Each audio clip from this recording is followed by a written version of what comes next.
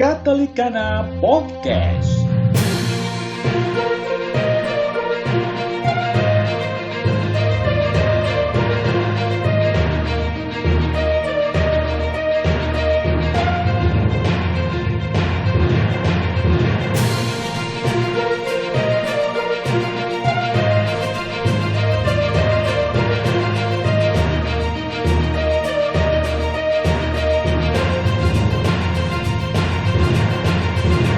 Katolikana Podcast.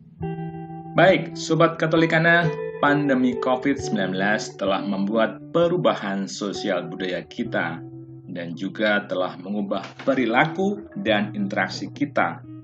Misalnya mulai dari yang sederhana, kita sekarang tidak bersalaman. Bagaimana akibatnya? Ternyata keintiman budaya kita yang sangat fisikal pelan-pelan mulai menghilang. Lalu bagaimana dampak perubahan ini dengan kehidupan lain, misalnya ekonomi? Penyiar Radio Katolikana, Abraham Rahmat Adi Priyadi atau Kang Mamat, telah berhasil mewawancarai Direktur Jenderal Kebudayaan Kementerian Pendidikan dan Kebudayaan, Hilmar Farid Setiadi. Bang Fai, demikian panggilan alumnus National University of Singapore dan Fakultas Sastra Universitas Indonesia ini juga mengulas tentang jalur rempah dan kaitannya dengan jalur sutra. Bagaimana wawancara selengkapnya? Kita ikuti bersama-sama. Selamat malam Bapak Hilmar Farid. Dalam situasi pandemi COVID seperti ini, sekarang ini, Anda berbicara tentang pentingnya dokumentasi perubahan sosial budaya di tengah COVID ini. Seperti apa itu, Pak? Oke, jadi ada salah satu program dari kita ya, namanya Rekam Pandemi. Ya, jadi kita bekerja sama dengan Asosiasi Dokumenter Nusantara ya untuk merekam perubahan-perubahan yang terjadi semasa COVID. Ya, sosial, budaya, ekonomi, ya, kita coba menangkap ya perubahan-perubahan dalam keseharian, bagaimana cara perilaku orang karena nggak bisa berinteraksi secara fisik, ya harus ada physical distancing dan lain-lain. Termasuk sekolah itu juga saya kira kan perubahan yang sangat besar ya dirasakan oleh anak-anak ya, tidak bertemu teman, terus juga kemudian hubungan dengan guru mengalami perubahan-perubahan. Jadi itu kita coba memotret dengan bekerja sama dengan teman-teman dokumenter, film dokumenter untuk merekam itu ya. Dan ini sebenarnya juga bagian dari sebuah usaha yang lebih besar gitu ya. Memahami apa sih dampak dari pandemi terhadap kehidupan sosial budaya secara umum gitu. Karena kalau buat saya ini baru puncaknya gunung es, di bawahnya ini masih ada apa namanya ya, banyak perubahan lain yang belum kita lihat ya. Ini baru permulaan sekali sebetulnya. Jadi kita ingin sejak awal bisa merespons ya perubahan-perubahan yang terjadi, juga membayangkan perkembangannya di masa mendatang gitu ya. Agar apa? Agar kebijakan-kebijakannya nanti juga akan lebih sesuai ya dengan kenyataan gitu. Kita nggak karena jujur aja kan nggak ada yang tahu nih sebenarnya ya. Kita nggak punya presidennya di dalam sejarah menghadapi pandemi yang demikian global gitu ya. Jadi sikap yang paling bagus adalah mencoba memahami serinci mungkin, sedetail mungkin, menangkap melalui keseharian untuk mendapat gambar besar gitu ya. Kurang lebih itu yang kita lakukan sekarang. Oke. Kalau boleh tahu, Pak, tadi sekilas saya tangkap itu bisa diakses nggak oleh masyarakat awam hasil dokumentasi dari bisa. Itu diputar secara berkala di TVRI ya, karena di TVRI ada kerjasama sekarang dengan kementerian. Ya, itu setiap hari sebetulnya ada program belajar dari rumah.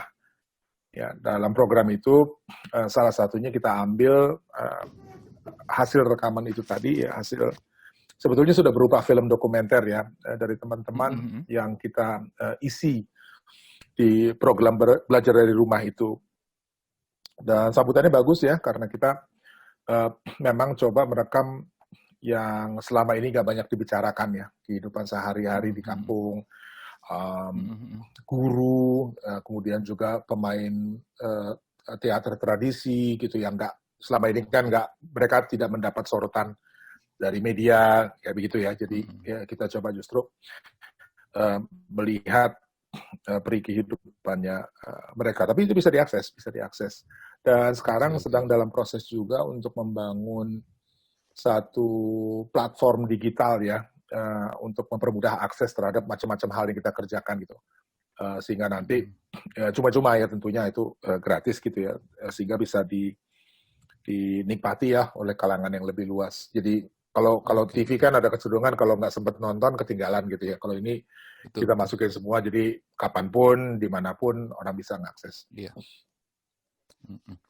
Kalau boleh tahu, Pak Hilmar, yang Anda tangkap perubahan sosial seperti apa yang paling mencolok dalam masa pandemi ini? Yang contohnya lah bisa berbagi ke kita. Kalau yang saya tangkap, ya dalam ini sebenarnya sangat mendalam ya, walaupun mungkin belum kita rasakan. Orang sekarang masih merasa bahwa oke, ini semua sementara, nanti akan ada masanya kita akan kembali ya seperti biasa gitu. Sementara saya menangkap dalam banyak hal akan terjadi transformasi yang agak besar. Ya, misalnya ya, untuk hal yang sangat sederhana yang dalam keseharian kita, orang nggak lagi salaman sekarang. Ya, betul. Itu satu kultur, satu kebiasaan yang saya kira mungkin ya. berabad-abad ya, berabad-abad gitu betul. Orang ketemu tuh nggak kenal pun salaman dulu gitu ya untuk memulai satu interaksi sosial. Sekarang nggak ada itu gitu ya, hilang. Jadi dan dampak dari ini tentunya ya saya kira sekarang mungkin nggak begitu dirasakan gitu ya. Tapi dalam waktu dengan berjalannya waktu ya selama tahun-tahun itu nanti juga menciptakan perubahan sikap ya saya kira gitu ya. Jadi keintiman yang menjadi basis dalam banyak kebudayaan kita ya dimanapun ya sangat intim, sangat fisikal kan sebetulnya kita ini. Betul. Ya. Merangkul terus apa pokoknya cium pipi. Ya dan itu semua pasti akan hilang. Ya sekarang ini hilang kan dan saya nggak tahu mungkin sebagian orang masih sekarang bersikap, aduh sorry ya nggak bisa salaman gitu ya. Tapi mungkin lama-lama jadi biasa itu, ya nggak bersalaman atau nggak bersentuhan gitu. Jadi low touch, istilahnya low touch itu akan menjadi satu norma baru gitu dan ini tentu dampaknya saya kira secara sosial juga akan sangat besar ya. Besar. Ketika misalnya dalam bidang kehidupan yang lain, entah itu ekonomi dan seterusnya gitu ya, keintiman itu hilang, menjadi sangat impersonal gitu ya, menjadi sangat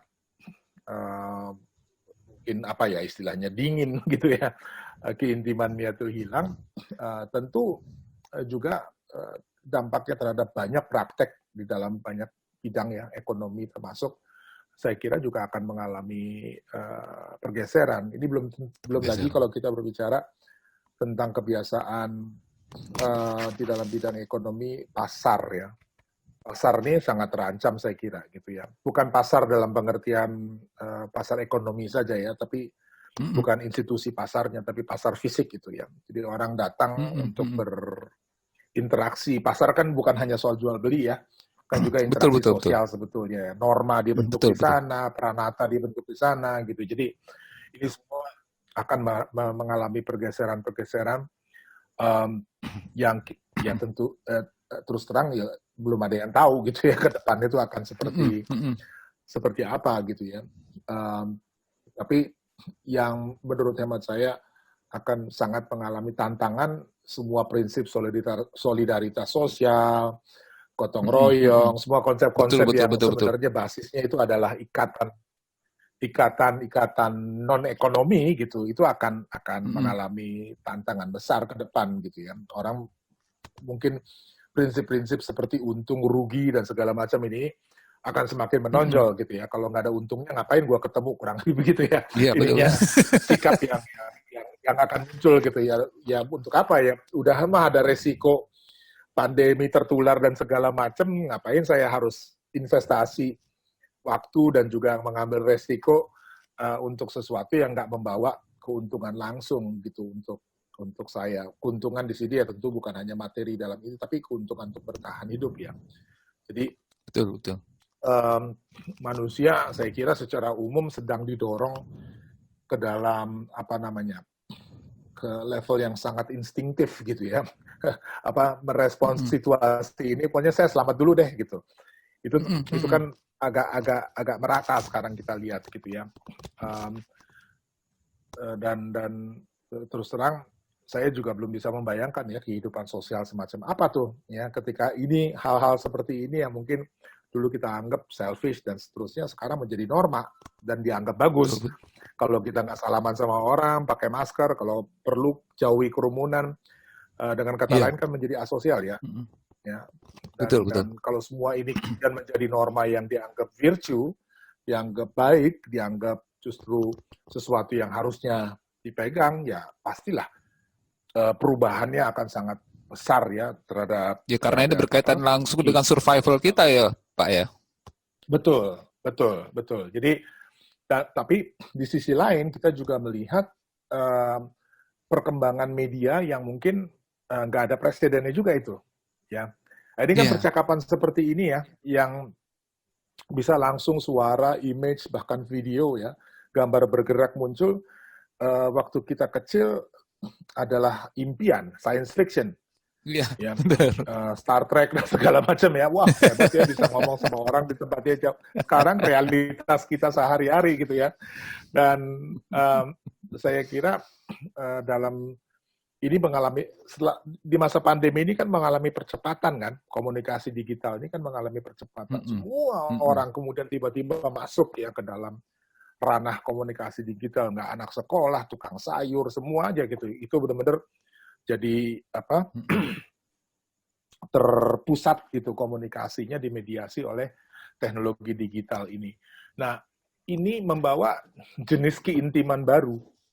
Ya, jadi keintiman fisik yang tadinya menjadi bagian dari kehidupan kita sehari-hari sekarang berganti keintiman baru yang tidak bersentuhan, tetapi mungkin ya di level yang lain kita menjadi lebih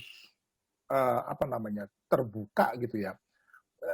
Ini tadi perumpamaan salaman, contoh salaman tuh gini, kita bersalaman sama orang, tapi jelas di dalam tata yang ada itu kita menjaga kesopanan bicara dan seterusnya itu ya. Di dalam komunikasi digital keintiman fisik nggak ada, tetapi di sisi lain kita menjadi flat ya.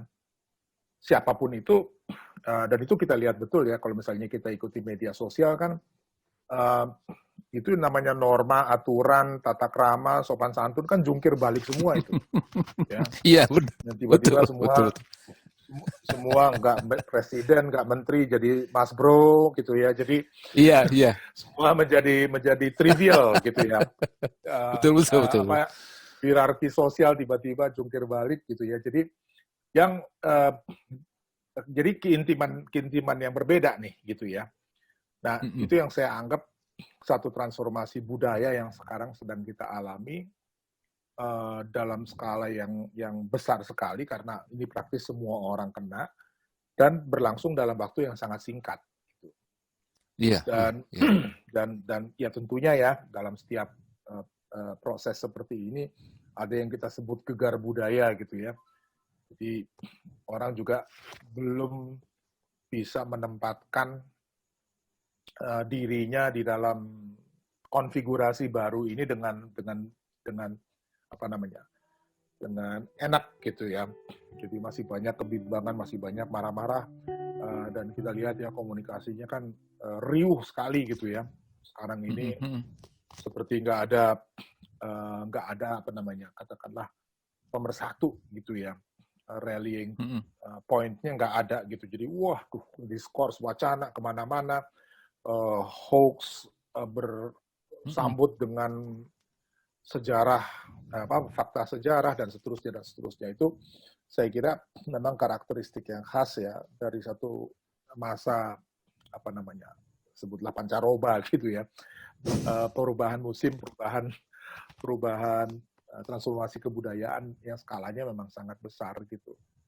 Dan jujur saya nggak tahu ya itu ujungnya di mana sih gitu ya, muaranya tuh nanti apa gitu ya. Karena semua orang berpartisipasi, itu bedanya mungkin dengan 100 tahun lalu ketika surat kabar percetakan meluas di Indonesia gitu ya.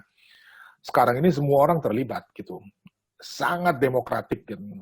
Orang asal punya pulsa, punya telepon, dia bisa ikut di dalam percakapan itu. Walaupun dia bukan siapa-siapa. Ya. Dan bahkan kita lihat sekarang ini gejalanya orang di TikTok ya, dengan video mungkin cuma 40 detik, tiba-tiba mendapat perhatian lebih besar dari pengumuman penting mengenai COVID gitu ya. Itu situasi kita sekarang gitu ya. Jadi lanskap medianya juga mengalami perubahan yang sangat besar gitu. Banyak orang kemudian memang, waduh gimana ya jika seperti zaman ini. Tapi kalau buat saya ini masa-masa yang sebenarnya menantang gitu ya, sangat exciting ya pada saat bersamaan gitu, karena begitu banyak hal yang terjadi, sangat dinamis.